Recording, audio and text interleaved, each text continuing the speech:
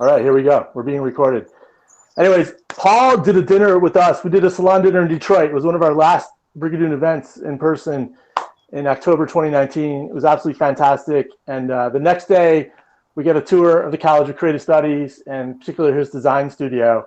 And it was just, as somebody who grew up in Detroit, it was absolutely fantastic to see, the embryonic stages where these mobility is going and just the creativity of the students. And Paul's been at the forefront of automotive for a long time and really, I think, inspiring the next generation of where the industry is going and how we're going to move around the planet.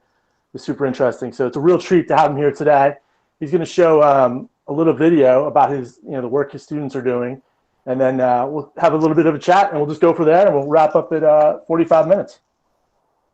Okay, well, I'm going to try and share something with you guys. So I'm not sure I have the permissions or if we didn't do enough testing. So if it doesn't happen, I'll just jabber my way through it. But we'll try. I'll start giving you a little bit of a background on my story. I grew up in Detroit, so the whole notion of cars was pretty deeply embedded in me from a really young age. And but at the same time, I never knew the field of car design even existed. So just by a stroke of fate, being born here in Detroit and having this amazing school in my backyard, the College for Creative Studies, I stumbled into it. I always thought cars were designed by engineers, and of course, engineers have a lot to do with it. But actually, the industrial design side of it is really critical in formulating the story for what the next vehicles are going to look like, and how they're going to perform, and the functions that they're going to offer. So, it's been a really exciting career. I graduated many years ago and went directly into Ford. I had a few different offers at the time. I could have gone to BMW in Munich or Mazda in Hiroshima or Honda in California, but I took the Ford offer because they were going to fly me around the world. I spent 5 years there. The investment contributions were vested after 5 years, so I bailed. Ford in the 90s wasn't the most attractive place to work for a car designer because they just weren't spending money on product, and we could see it. So I split and I went to Hakone, Japan, and I worked in a small consultancy for a while for 3 years. After that, I spent time in New York doing graduate study and teaching car design at the Pratt Institute. And then I returned to Detroit and returned to Ford for another 5 years. And the second time around was a little bit more interesting, but still, I don't think anybody had a crystal ball, but you could tell that Detroit was in for something between 2001 and I left in 2005. As everybody knows, 2007-8 was the great recession, and a lot of my former colleagues lost their jobs. GM went bankrupt. I think FCA at the time it was called went bankrupt. Detroit City went bankrupt. So it was a good time not to be here. As I say, I left in 2005 and I went back to Honda, but this time in Tokyo. So I was living in Tokyo when all that went down. And then, I did some really good work for them and landed in LA when I got the call to run this department at the College for Creative Studies in transportation design. There aren't many car designers that have a graduate degree, so that was one of the attractive aspects of it. For higher learning, they like faculty and leadership to have what's called terminal degree in the field. And so between that and the fact that I had worked at a number of different companies, I had the right experience to run the program. And so I've been here 7 years now, and I've seen a lot of change, largely due to COVID and the disruptions of technology. In fact, the whole notion of autonomous vehicles was one of the big reasons that I wanted to take this role. Because if it was only just doing car styling in the traditional sense, it wasn't going to be very interesting to pass on that knowledge. But the fact that we now have the potential to be designing intelligent machines was really intriguing to me. So I decided to leave the professional career and become an academic. And so here I am doing this now. So in the last 7 years, 2015 is when I started. There was a lot of hype, as you guys probably remember. We were supposed to have autonomous vehicles on the road by 2019. Some people said. I think Google, Waymo was projecting 2019, 2020. Elon Musk was projecting the Teslas would be somewhere around that same time frame. But the complexities of autonomous vehicles proved to be a little bit more daunting than anybody expected. So, not that they're still not that they're unneeded. I think we're still at about 1.25 million deaths per year because of drivers. In fact, I was hit by a kid in an Alpha, driving his dad's Alpha, a 19-year-old kid. He's going to work at the golf course.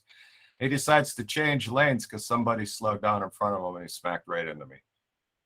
And yeah, that dude, for all the passion of driving and these, car guy family, he wasn't paying attention. So, where I stand now is that we still very much need autonomous vehicles. But I think there's still going to be a place for driving enthusiasts for many years to come. And the reason I say that is because I have an interesting position at CCS, being the chair of transportation design. As you guys may or may not know, we get a lot of industry sponsors. That's OEMs, tier 1 suppliers to the auto industry. We get a lot of these every semester. The average is about 4. So, for example, in this last semester, we had there was many. We had GM Cadillac doing luxury vehicles with autonomous capability. We had Zoox. I don't know if you guys are familiar with Zoox. Zoox is a startup on the West Coast to create a ride-share autonomous vehicle. No driver, no taxi driver. It's strictly an autonomous vehicle. And they were recently picked up by Amazon. So Bezos is definitely on top of this potential as well. And it's all about disruption, gaining as much information about the user as possible and selling products along the way, selling products and experiences along the way. So we had GM, we had Zoox, we had Covestra, which is a tier 1 supplier that's interested in exploring how students are going to be skinning over all the multitude of sensors required to enable this autonomous driving capability. So yeah, a lot of polycarbonate swooping surfaces with things hidden underneath them in order to do that. So that was their challenge, kind of a function and form challenge at the same time. And then lastly, and very interestingly, we had GVSC, which is a military supplier to the United States military.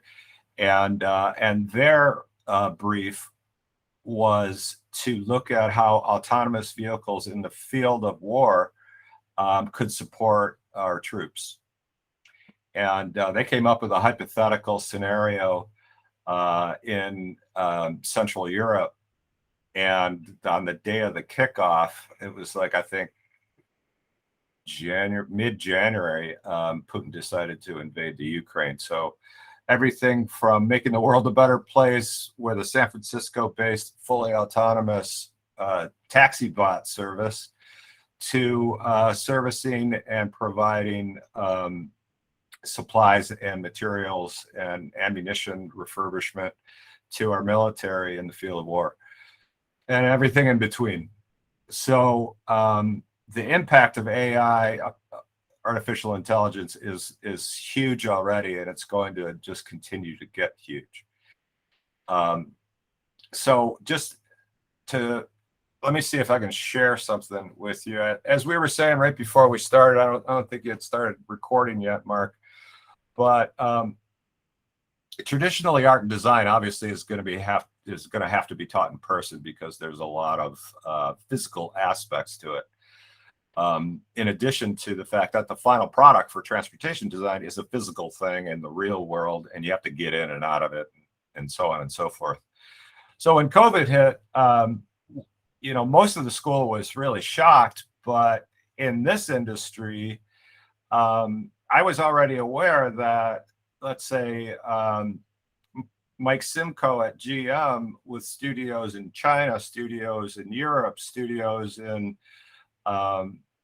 California and Australia, with all these other studios around the world, he was not flying. He obviously does a lot of business travel, but he was checking themes and evaluating interior design properties via VR, right? So put the headset on, and suddenly you're checking out a theme in Guangzhou, China, and you have an avatar in that virtual space.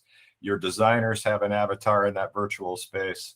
So we immediately realized the potential for our department as well to shift to fully digital and remote when needed.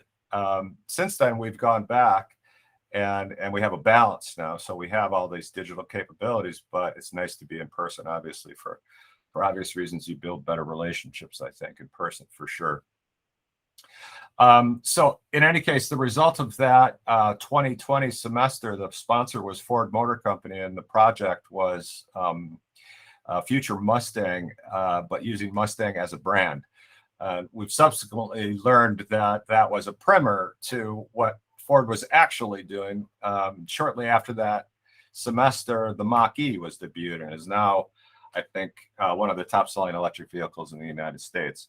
So they were already thinking that, but I'm digressing a little bit here. The end of the semester resulted in 15 or 16 digital Mustangs of the future, all different kinds of iterations. There was a shooting brake, and there was a kind of an SUV and more of a CUV Jeep lifestyle vehicle. So some of the students were on it.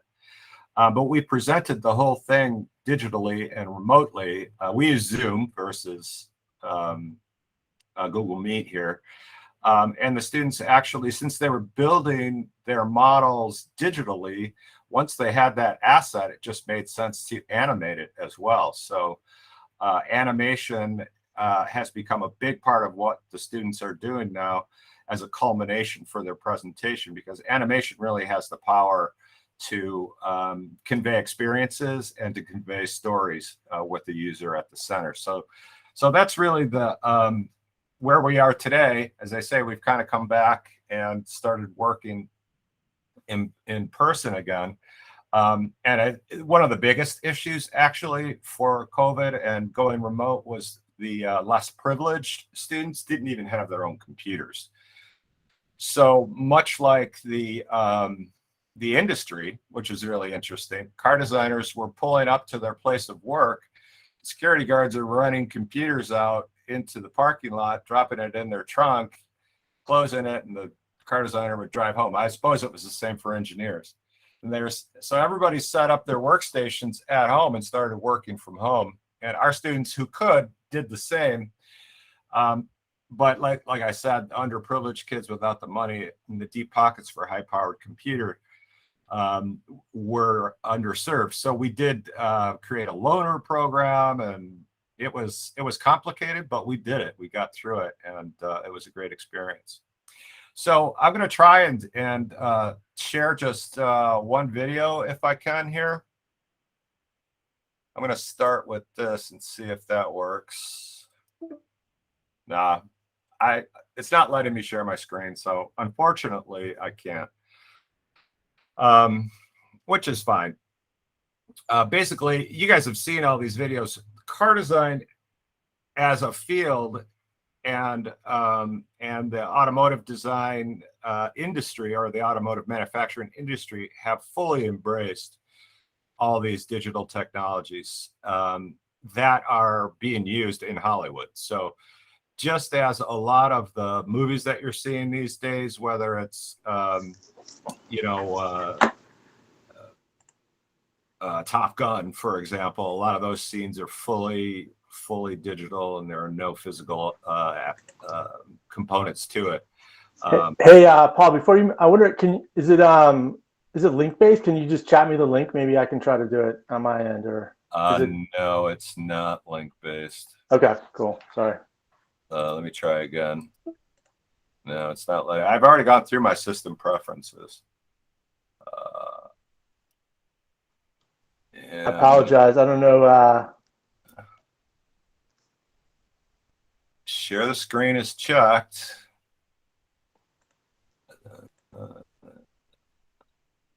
I don't see anything that's going to.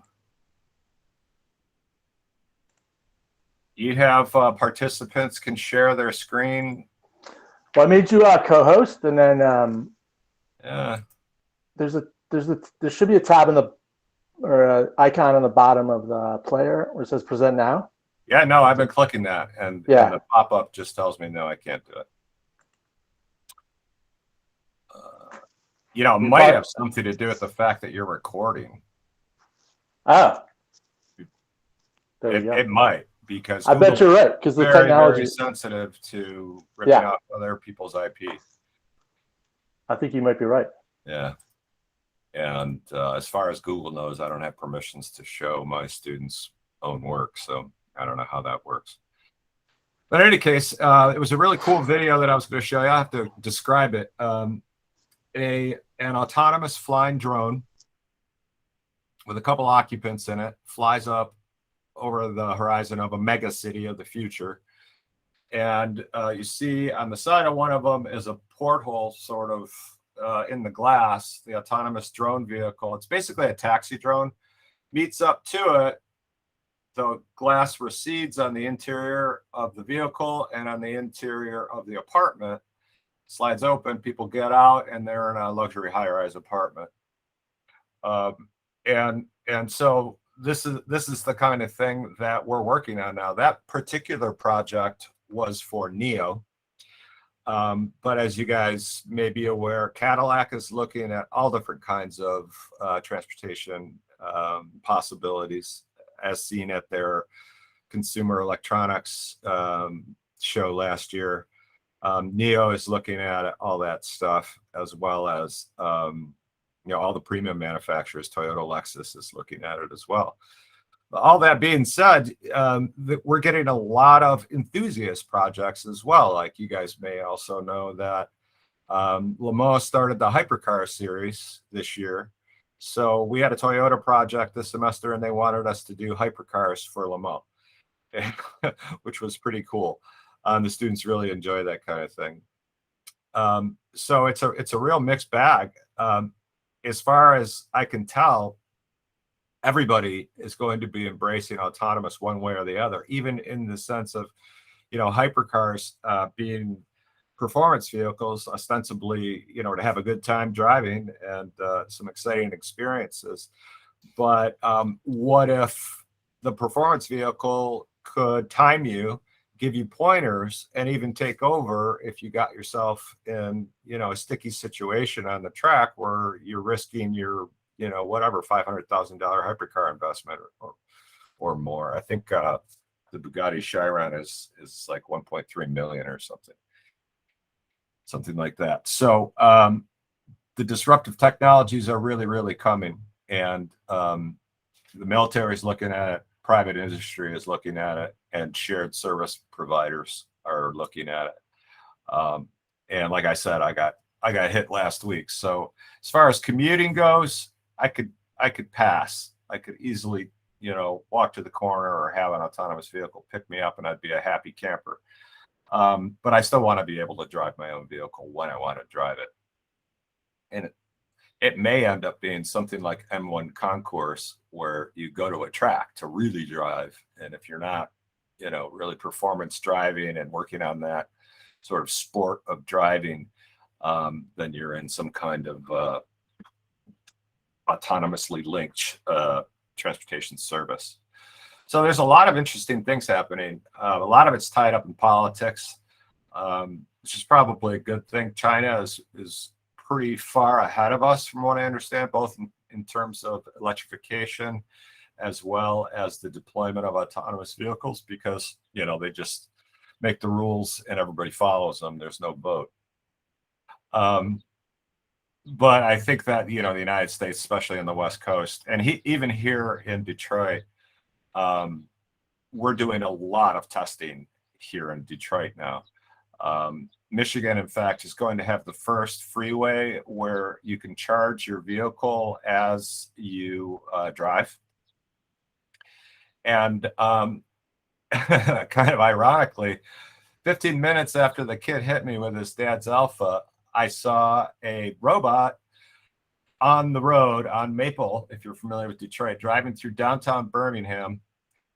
And it was making a left turn to deliver a pizza to somebody in the middle of downtown Birmingham.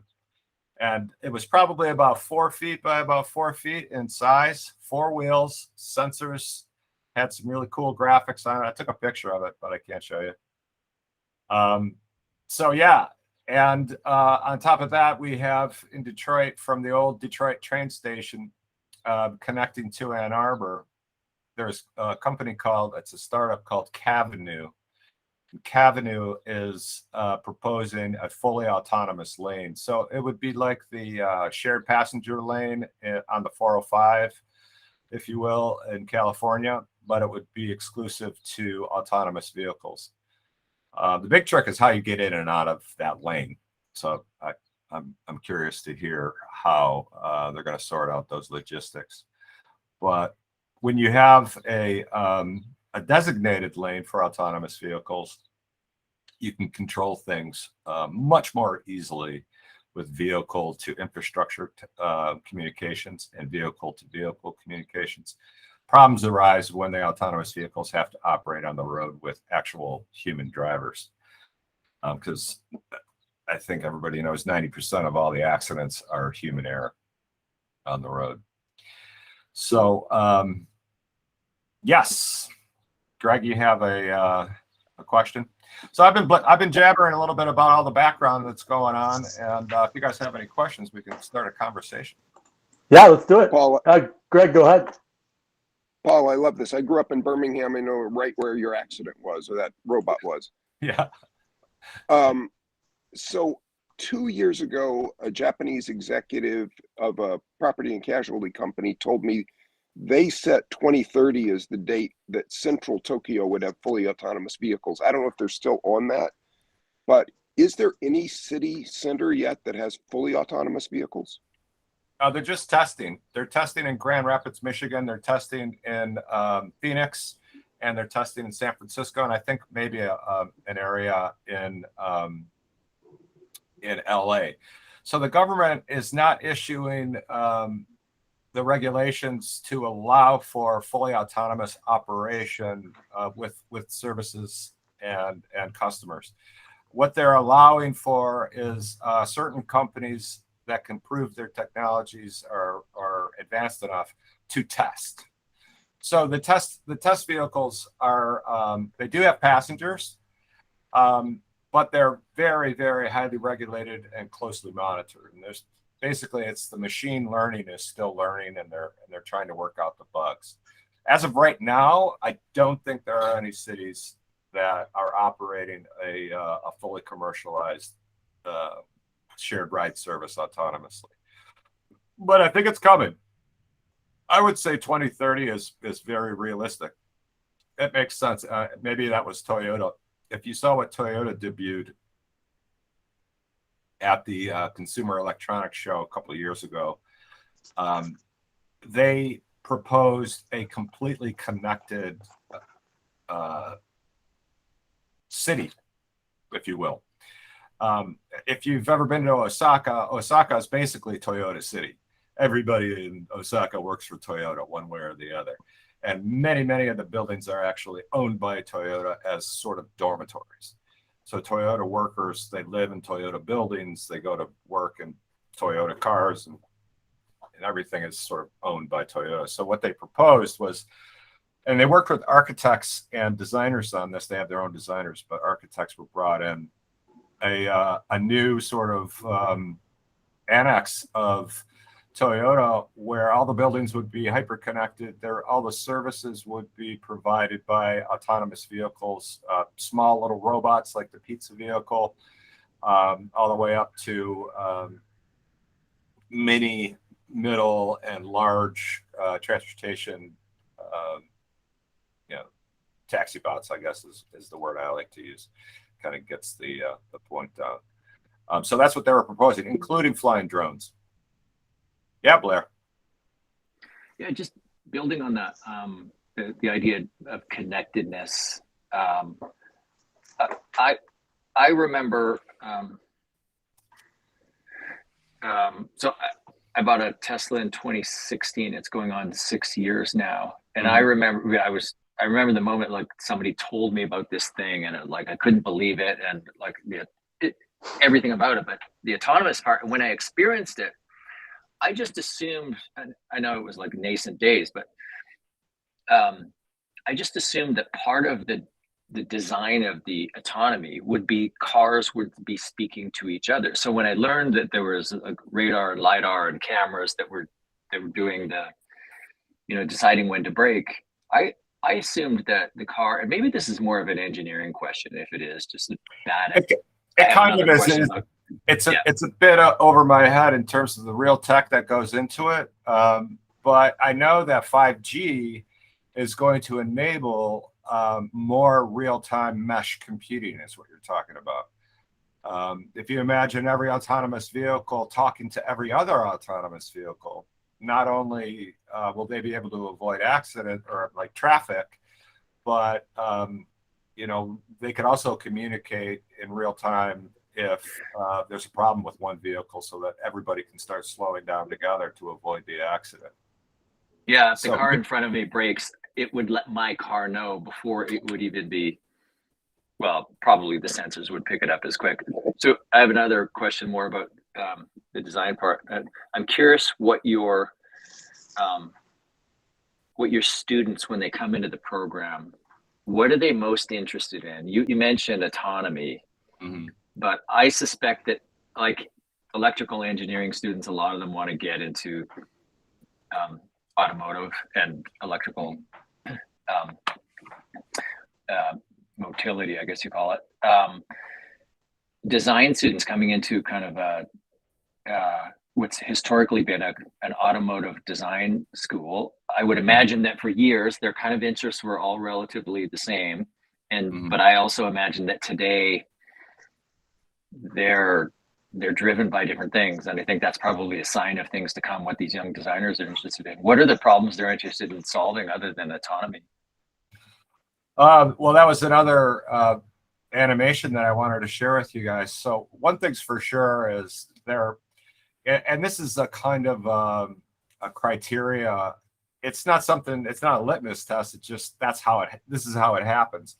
The kids that want to be industrial designers usually have both of two attributes. One is they're very artistic, and the other is they're fascinated with man-made stuff, taking things apart, putting things together, how things work. The latest phone or the latest car or whatever. That kind of childhood focus with Legos. It's almost like you could do a litmus test almost if you wanted to. Most of the kids that come in are artistic and they play with Legos their whole childhood. maybe building models, but it's that kind of building, making, and man-made stuff. So that hasn't changed. What has changed is they are very much aware and very concerned that our generation, we fucked up the planet, and we're incorporating sustainability into our curriculum in many various ways, but it's still not enough for them. For example, a couple of the top students started a club to discuss these issues and to discuss ways of promoting sustainability more broadly within the department or within the design building anyway at the Tubman Center where we are. and the fine art kids are going about it in a different way, more in terms of storytelling, but the design kids are really concerned about that. So, which is a really good thing. The fact that everything is going electric helps them with their, I had an ethical dilemma in the 90s working for car companies that were polluting the planet. I kind of negotiated my way through it by doing a bit of a double think. Sometimes you just can't control the waters that you're swimming in. But the fact that the industry is shifting to electric helps the kids mitigate some of that, or if not all of that sort of ethical dilemma. But it doesn't stop at cars. Everything we produce in plastic is, it's on and on and on. So they're very much aware of the problems that we've created, and they're eager to help fix some of those problems. I'm really happy to hear that. So am I. I have another design. I have another design question before, and you're the first automotive designer I've ever met. Oh. Why are the user interfaces of cars so goddamn horrible? Do you mean big or just be dysfunctional, or like you get into a rental car that you've never driven before, and you look at all the buttons and dials, and there's some screens, and you go like, right. I give up. I'm not even going to try to turn on a radio, or maybe I'll plug in like CarPlay is helping with that. But it's just, I cannot get over how such a beautifully designed thing on the outside can be such a garage sale of a mess on the inside. Yeah, no, really good point. Really very good points. We have a term in design, and I think it's probably extended to a lot of different manufacturers and marketing industries, and that is opportunity cost.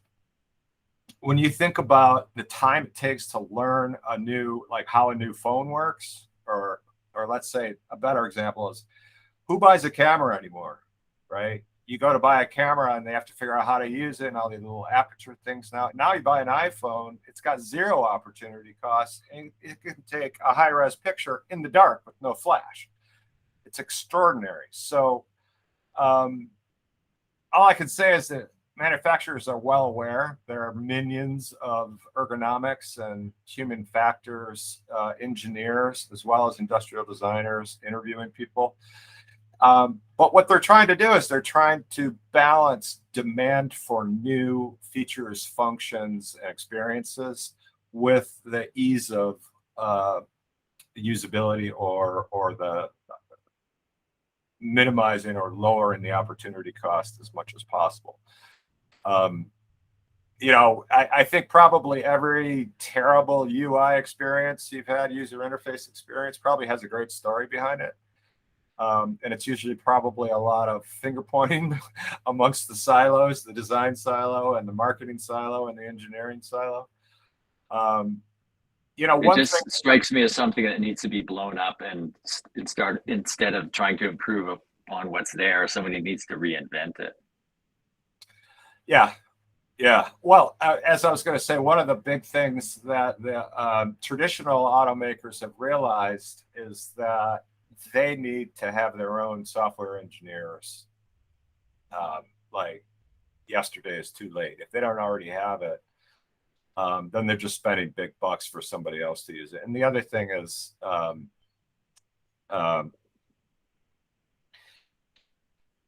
the technologies aren't always common. So, for example, Apple has their own what's the word I'm looking for? Proprietary.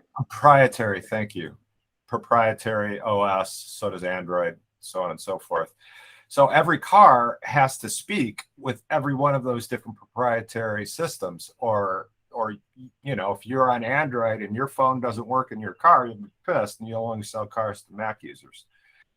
So the complexity in the industry is unmatched by any other industry.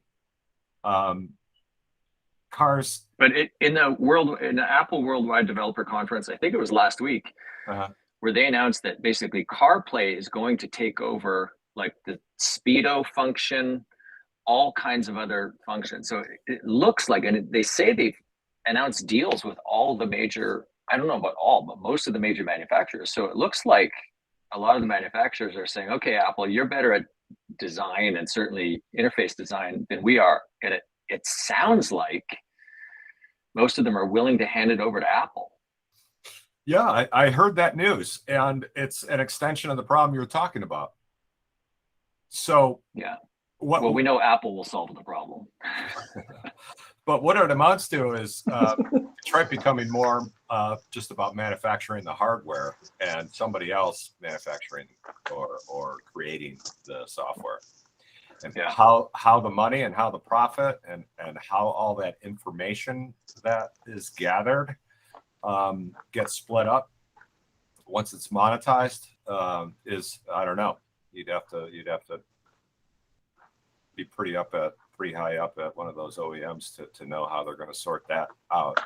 Obviously, GM is not going to allow Apple to operate their cars without a cut, right? And of course, Apple is going to be learning about musical preferences, about temperature and comfort and all these different experiences that can happen inside of a car.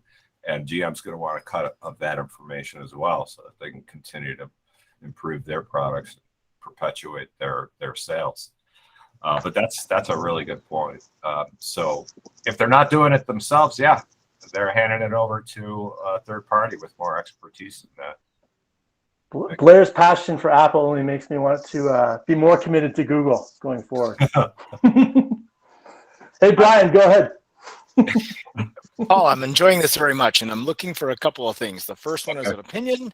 The second one is for sure your thoughts. The opinion is in August, just a couple of months from now, I will be receiving my brand spanking new, never seen it in person, BMW i4 all-electric sedan. I'm very excited. I want your opinion. Second is I'm really intrigued, if you wouldn't mind getting into some depth about the philosophy that you either have personally or espouse as the guy from the center itself on the notion of function and beauty and how they should come together.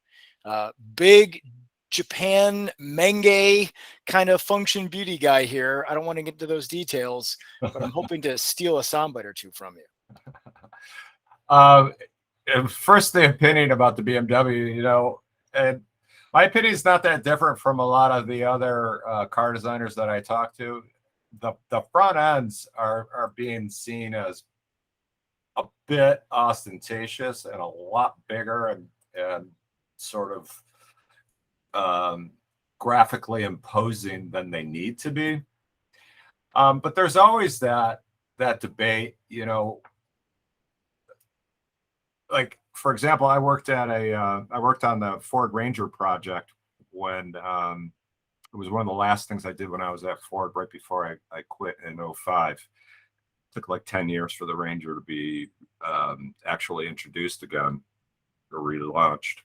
But in any case, so I'm doing these very sophisticated, very refined mid-size pickup truck themes.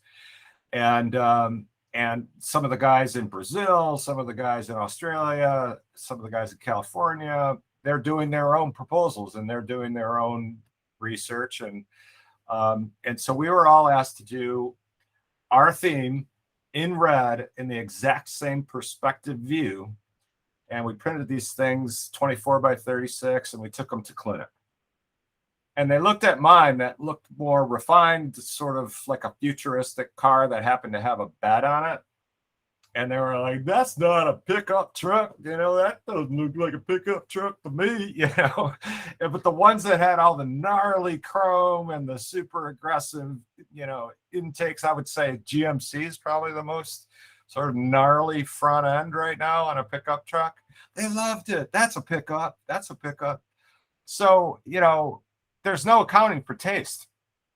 Designers have to constantly put themselves in the customer's shoes and try and understand that end user. We're no longer going to be friends because I think you just basically assigned one, no taste, but me as a pickup guy, we're done. No, it's just an analogy.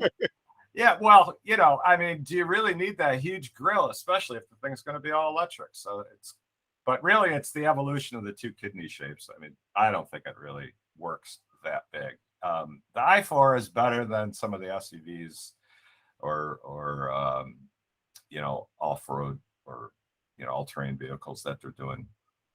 But yeah, you know, there's an evolution. I'm happy for you. You know, it's like, it's better than the Lexus. I'm probably offending somebody else. You know, the Lexus front end looks like the Predator to me. That thing is just hideous. I know you have another question. And the I just body want to side is interject like a and say, riot of lines going every which direction on Lexus. I don't understand it at all. So at least you got that going for you. It's better than that. 2 words, Chrysler 300, right? The video you just sent out, Mark, like, that's a big ostentatious front end. Totally works. Yeah. I think the i4 works. I'll shut up now. You have a second question you want Paul to answer.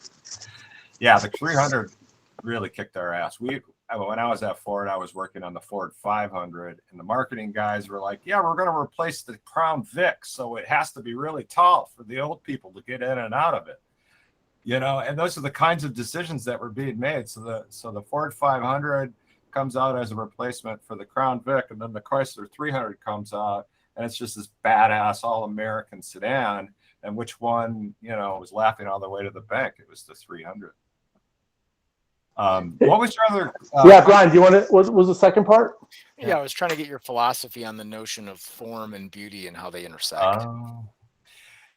Going back to pre-World War II, Bauhaus kind of set the standard in terms of philosophy for design for manufacturing, and that philosophy was form follows function, and the function can be actually how it's used, or it can be how it's manufactured, or it can be the materials that are needed. So all those aspects have to be in harmony with the form. And that's kind of the mantra for most designers. However, with Harley Earl in the 50s, they had the advent of styling where, you know, the fins and the chrome and none of those things had any function at all. They discovered that people really consider cars to be more fashion than function in many ways. And the sort of possibility, or not even possibility, but the reality that many people will judge you just as in the same way as like how you're dressed and the shoes you're wearing. You're judged on the type of car that you drive. So, you know, the bottom line is, if it doesn't work, then it doesn't matter how beautiful it is, right? So function is the price of entry, but there are many different levels of function. And, you know, the UI experience that Blair had, you know, that doesn't help anybody sell cars. Even if it's absolutely beautiful, if it's frustrating as hell, if your opportunity cost is super high, you know, I guess the trick is, you know, knowing that before you jump in the car. So my personal philosophy on it is still form follows function. And then new form should be derived from new materials, new manufacturing techniques, new technologies, or new needs, but not simply to freshen the next Camaro. You know, those kinds of assignments drove me crazy. The company's not willing to change anything but the skin. You know, the performance, the wheelbase, the wheel size, all these things stay the same. All you can do is put a new skin on it. And the platform might be 20 years old, but you're not going to give you anything new. And this is where the Japanese and the Germans really kicked America's ass, because America stopped engineering new platforms for quite a while there. And that was the dark ages of Detroit. But things have turned around now. They're spending a lot of money on investment. Obviously, all new powertrains, all new platforms are coming, and those opportunities can provide designers with really exciting blank slates to do something cool on. That's actually a big debate if the vehicle is all electric and there's no IC engine, there's no exhaust, there's no fuel tank, you just have a battery, and the motors are teeny comparatively, you can do a lot with the appearance of a vehicle, like radical. But do you want to? Right? There's this kind of this is a Raymond Loewy quote, I believe. Raymond Loewy, most acceptable yet advanced. That's where the sweet spot is. Or most advanced yet acceptable. It's flipped. So you want something that's definitely evocative of all the new technologies, but not something that's beyond acceptable in terms of, like, will it be considered strange? Will it be considered, or misunderstood completely, like not functional? If it doesn't look like a car should look, to the average Joe's eyes, then very possibly you're going to lose sales. And here's the other thing I always think about too. People talk about, autonomous vehicles and how it's going to be commodified, and it'll be the death of the enthusiast era of vehicles. And, I don't really think that's the case, because if you think about a large portion of the vehicles that are currently sold, certainly this was the case a few years ago, maybe things are getting a little bit better, but every Camry and Corolla from the 90s to the end of the 2000s were basically just a commodity, and nobody bought Camrys because they were here. People bought Camrys because they were reliable, the residuals were great, they always started, never broke down. That's why people bought those cars. And so, I think there's going to be plenty of customers that just are going to say, screw it, I don't want to have to own a car. I'm going to be happy with a taxi bot service, just so long as it can get to my doorstep in 3 or 4 minutes. And then everybody else who is really passionate about it will still have that choice to own their own vehicle and just plug into the mesh network, as Blair was suggesting. Because, vehicles will be talking to each other. They'll be talking to the taxi bots, and they'll be talking to the home base, and updated in real time. So I don't know. I'm digressing, but form follows function is still my mantra, and most advanced yet acceptable. Well, Paul, that was great. I'm mindful of everybody's time. So absolutely fantastic. You're giving us a lot to think about: AR, VR, EVs, autonomous, the Consumer Electronics Show. Super exciting. Is it cool can I share your email address with the group if they want to reach out to you? Yeah, sure. All right, perfect. If you want to reach out, please do. I've had a good time chatting with you guys. It was great when we were meeting in person. Mark, if you pull together another one of those big dinners, I'd be happy to attend that too. No, absolutely. Maybe around the auto show in the fall. It could be fun. Get back to Detroit. Yeah. Concours the Elegance is going to be at the DIA. You guys are aware of that? Oh, wow. That'd be great. And it's going to happen during the same week as Auto Show. Oh, that's good. I'm pleased they moved, as a background, they moved the auto show to the fall, September in Detroit. It used to be in January. Yeah. But it'd be much more pleasing, and they're doing activities all around the city. It's going to be great. Yeah, they're going to shut down Woodward and have a bunch of classic cars there as well. Well, there we go. Yeah. Maybe we'll do a Brigadoon road trip roadshow. Yeah, sounds good. I'll see you there. All right, everybody. Thanks a lot. We'll see you in 30 days. Mark. All right. Ciao. Thanks again, Paul. Have a great one. Cheers.